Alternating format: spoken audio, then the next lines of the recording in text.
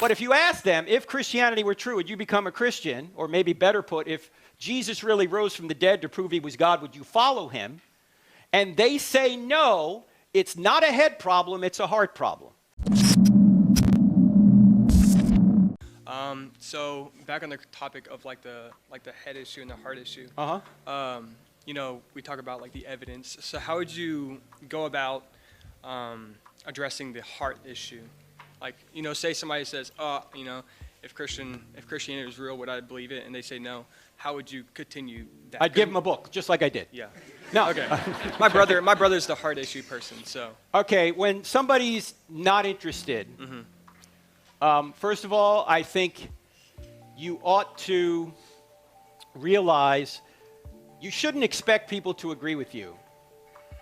Because people will say to me, Frank, you know, you answer a lot of questions, and sometimes, it hasn't happened lately, but sometimes people are rude to you. Why don't you get mad at them?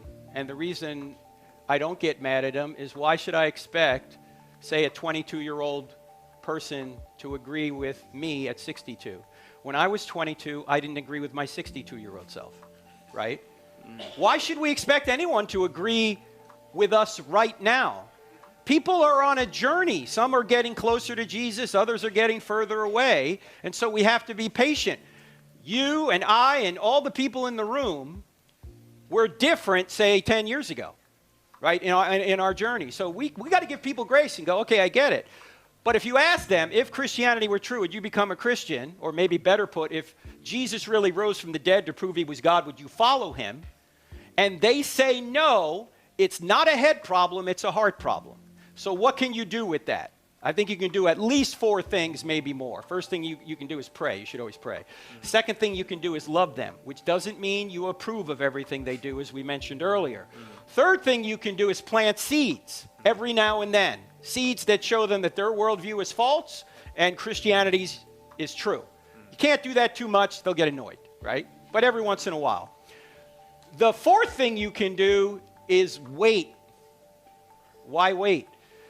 For the same reason I just said a minute ago, not everybody is where you are right now. Something maybe needs to happen in their life before they're interested. Often that occurs when tragedy happens, right? Sometimes you only look up when you're on your back.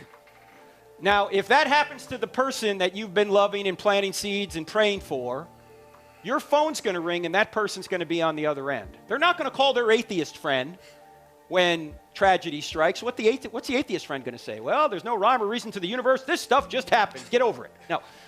They're going to call you a person of spiritual depth. When the student is ready, the student will summon the teacher. In fact, let me ask a quick survey here. How many people in this room who are Christians came to Christ at least partially through pain and suffering? Can I see your hands, please? Whoa. All right, that's probably 40% of us. How many people who are Christians got closer to Jesus through pain and suffering? That's like everybody who's a Christian, yes. Okay? So, don't get all frustrated. Just pray, plant seeds, love them, and then wait. I appreciate it. Thank you. All right, thanks.